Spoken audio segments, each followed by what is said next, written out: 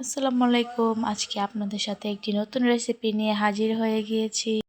Broiler মুরগি দিয়ে সুন্দর একটি রেসিপি তৈরি করেছি। দেখেন, মরিচ, রসুন, পেঁয়াজ ব্লেন্ডার করে নিলাম। এখানে হাফ কেজি ব্রয়লার গোশত নিয়েছি, সাথে আদা রসুন বাটা দিয়েছি, হলুদ দিয়েছি, একটু মরিচ দিয়েছি, একটু জিরা দিয়েছি, একটু লবণ দিয়েছি।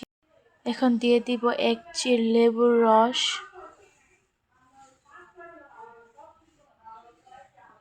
একটু সসও দিয়ে দিলাম সাথে।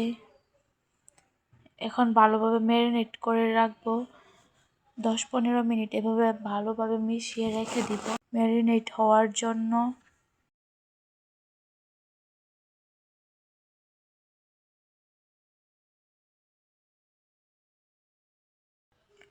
কড়াইতে তেল বসিয়ে দিলাম, তেলটা গরম হয়ে আসছে। এখন ব্রয়লার মুরগির ম্যারিনেটগুলো এখন ছেড়ে দিব, ভালোভাবে ভেজে নিব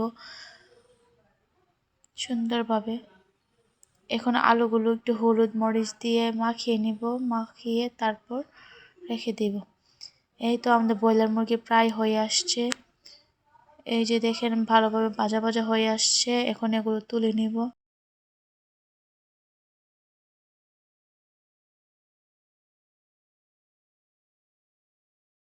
ভালোভাবে ম্যারিনেট করে রাখছিলাম, ওই আলুগুলো দিয়ে দিলাম।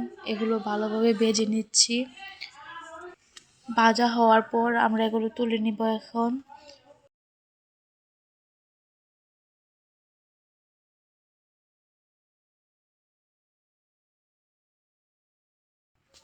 তেলের মধ্যে আমরা 3টা রসুনের কোয়া ছেড়ে দিয়েছি। এখন এগুলো একটু ভালোভাবে ভেজে নিব।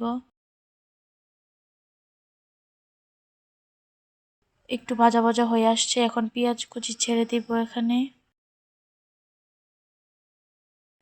পেঁয়াজগুলো ভালোভাবে নাড়াচাড়া করতে থাকবো যতক্ষণ পর্যন্ত একটা ব্রাউন কালার না আসে।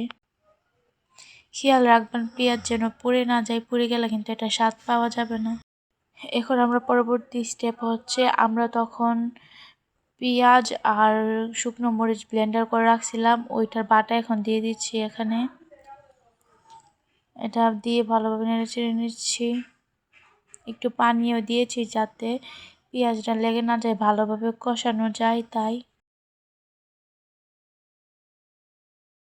এই তো ভালোভাবে কষানো হচ্ছে। এটাতে একটু হলুদ, একটু মরিচ, একটু আরেকটা সস দিয়েছি, আর একটু পানি দিচ্ছি। আবার এটাকে ভালোভাবে কষানো হবে। এই তো দেখেন, আমাদের কষানো শেষ, প্রায় নিচে দিয়ে লেগে লেগে উঠছে। তখনই বুঝবেন যে ভালোভাবে কষানো হয়ে গিয়েছে, উপরে তেলগুলো বেশি উঠবে। এখন আমরা ভেজে রাখা আলুগুলো দিয়ে দিচ্ছি। আলুগুলো দিয়ে ভালোভাবে মিশিয়ে নিব।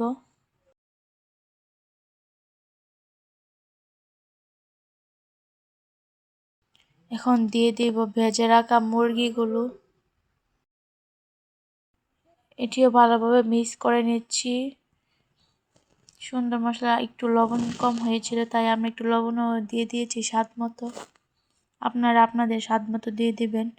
এটা এত মজা, আপনারা খেলে বলতেই পারবেন না এটা এত স্বাদ। এটা দিয়ে আপনি অনায়াসে 1 প্লেট ভাত খেতে পারবেন। চলেন এখন ভাত বেড়ে নিয়ে আসি। টেনটেনাট, এই যে দেখেন, আমি মাটির প্লেটে আজকে ভাত নিয়েছি।